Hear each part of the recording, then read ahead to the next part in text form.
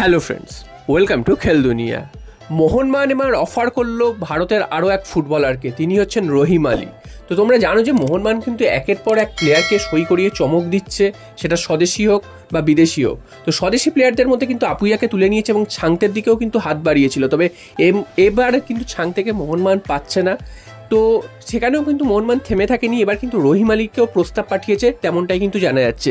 একটি ইন্টারভিউতে রহিম আলী নিজেই জানিয়েছে তার কাছে কিন্তু মোহনবাগান এবং ইস্ট বেঙ্গলের প্রস্তাব আছে।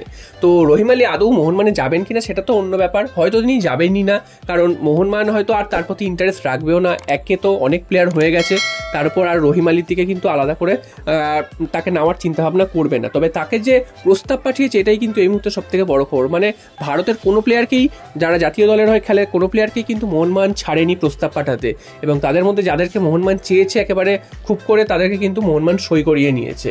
তো তাই জন্য এই নিউজটা তোমাদের জানিয়ে দিলাম যে রহিম আলীকেও কিন্তু মোহনবাগান প্রস্তাব পাঠিয়েছে। তবে তার সাথে যে অনেক দূর এগিয়েছে কথাবার্তা, তেমনটা কিন্তু একদমই নয়। একদম প্রাথমিক পর্যায়ে একটা প্রস্তাব পাঠিয়েছিল, সেটা হয়তো নাকচও হয়ে যাবে আশা করা যাচ্ছে।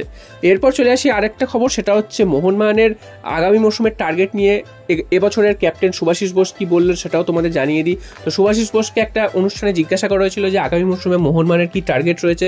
তো শুভাশিস বোস জানিয়েছেন যে আগামী মৌসুমে কিন্তু মোহনবাগান এএফসি কাপে ভালো পারফরমেন্স করবে, তার জন্য কিন্তু লড়বে, কারণ এএফসি কাপে ভালো পারফরমেন্স লাস্ট বছর হয়নি, তাই জন্য কিন্তু এএফসি কাপে যাতে ভালো পারফরমেন্স করতে পারে তার জন্য কিন্তু চেষ্টা করবে।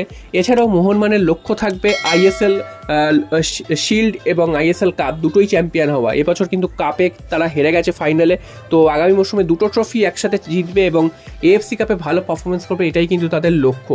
তো দেখা যাক শেষ পর্যন্ত মোহনবাগানকে আগামী মৌসুমে সমস্ত সাফল্য দিতে পারে কিনা, এত দামি টিম করেও, নাকি সেই এবছরের মতন বড় টিম করেও মাঝপথে খেই হারায়, সেটাই কিন্তু দেখার। তো তোমাদের কি মনে হয়, এত দামি টিম করে কি মোহনবাগান আগামী মৌসুমে সমস্ত রেকর্ড ভেঙে দেবে, সমস্ত ট্রফি কি জিততে পারবে? তো দেখার কি হয়, তোমরা কিন্তু অবশ্যই তোমাদের মতামত কমেন্ট বক্সে